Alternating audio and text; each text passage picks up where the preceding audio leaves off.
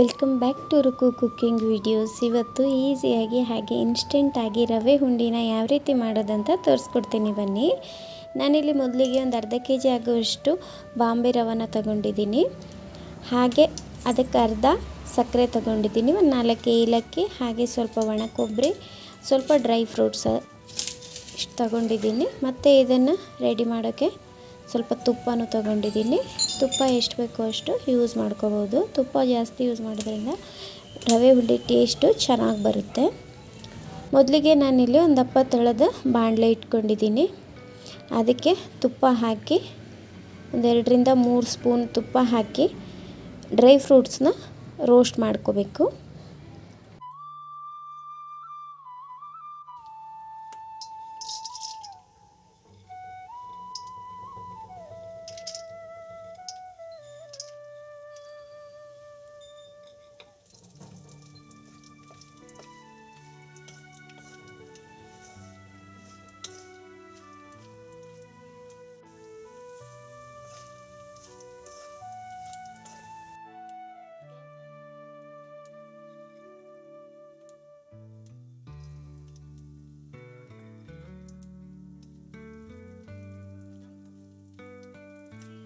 Dry ಫ್ರೂಟ್ಸ್ನ ಈ ರೀತಿಯಾಗಿ ಕೆಂಪಗಾಗೋವರೆಗೂ roast ಮಾಡಿಬಿಟ್ಟು ಸೈಡಿಗೆ ಎತ್ತಿಟ್ಕೋಬೇಕು.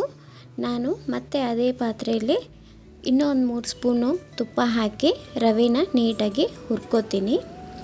ಜಾಸ್ತಿ ತುಪ್ಪ ಹಾಕಿ ಹುರ್ಕೊಂಡ್ರೆ ರವೆ ತುಂಬ ಚೆನ್ನಾಗಿ ಫ್ಲೇವರ್ ಬರುತ್ತೆ, ರವೆದು ಘಮ ಬರುತ್ತೆ. ಅಲ್ಲಿವರೆಗೂ ನೀಟಾಗಿ ಹುರ್ಕೋಬೇಕು.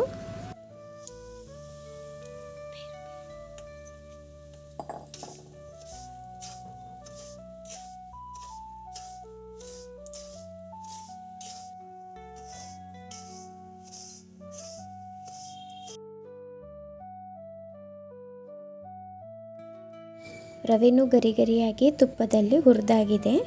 ಈಗ ಇದನ್ನು ಕೆಳಗಿಳಿಸಿ ಸ್ವಲ್ಪ ತಣ್ಣಗಾಗೋದಕ್ಕೆ ಬಿಡಬೇಕು. ಇದು ತಣ್ಣಗಾದರೆ ಚೆನ್ನಾಗಿರುತ್ತೆ, ಬಿಸಿ ಇರಬಾರ್ದು. ರವೆ ಸ್ವಲ್ಪ ಉಗುರು ಬೆಚ್ಚಗಾಗಬೇಕು. ಅಲ್ಲಿವರೆಗೂ ಇದನ್ನು ಆರಕ್ಕೆ ಬಿಡೋಣ.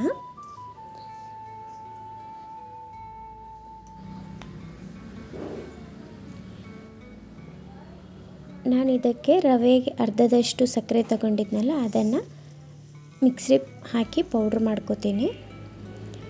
ಏಲಕ್ಕಿನೂ ಹಾಕ್ಕೊಂಡಿದ್ದೀನಿ ಇದಕ್ಕೆ. ಇದನ್ನು ನೀಟಾಗಿ ನುಣ್ಣಗಾಗೋವರೆಗೂ ಪೌಡ್ರ್ ಮಾಡ್ಕೋಬೇಕು. ನಾನಿಲ್ಲಿ ಸಕ್ಕರೆನ ಪಾಕ ಮಾಡ್ತಿಲ್ಲ, ಹಾಗಾಗಿ ಪೌಡ್ರ್ ಮಾಡ್ಕೊಂಡಿದ್ದೀನಿ. ಈ ಪೌಡರ್ನ ನಾನೀಗ ತಣ್ಣಗಾಗಿರೋ ರವೆದೊಳಗೆ ಹಾಕಿ ಮಿಕ್ಸ್ ಮಾಡ್ಕೋತೀನಿ.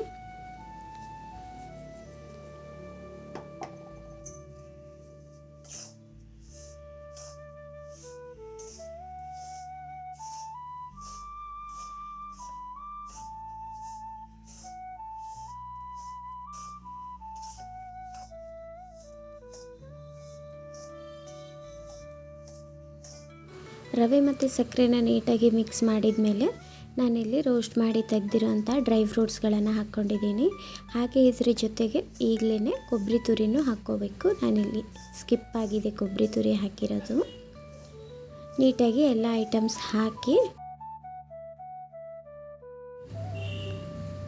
ನಾವು ಉಂಡೆ ಕಟ್ತೀವಲ್ಲ, ಆ ಪ್ಲೇಟಿಗೆ ಎಷ್ಟು ಬೇಕೋ ಅಷ್ಟು ಮಿಕ್ಸ್ ಮಾಡಿರೋ ರವೆನ ಹಾಕ್ಕೋಬೇಕು. ಈಗ ಇದಕ್ಕೆ ನಾನು ಬೆಚ್ಚಗೆ ಬಿಸಿ ಮಾಡಿರೋಂಥ ಹಾಲನ್ನು ಹಾಕ್ಕೊಂಡಿದ್ದೀನಿ. ಜಾಸ್ತಿ ಬಿಸಿ ಇರಬಾರ್ದು, ಹಾಲು ಉಗುರು ಬೆಚ್ಚಗಾಗಿರಬೇಕು. ಜಾಸ್ತಿ ಬಿಸಿ ಇದ್ದರೆ ಸಕ್ಕರೆ ನೀರು ಇಟ್ಕೊಳ್ಳುತ್ತೆ, ಹಾಗಾಗಿ ಬೆಚ್ಚಗಿರಬೇಕು. ಬೆಚ್ಚಗಿರೋ ಹಾಲಿಂದ ಇಲ್ಲಿ ನಾನು ಉಂಡೆ ಕಟ್ಕೋತೀನಿ. ಎಷ್ಟು ಬೇಕೋ ಅಷ್ಟು ಕಲಸಿ ಸ್ವಲ್ಪನೇ ಹಾಲು ಹಾಕ್ಕೋತಾ ಉಂಡೆ ಕಟ್ಕೋಬೇಕು.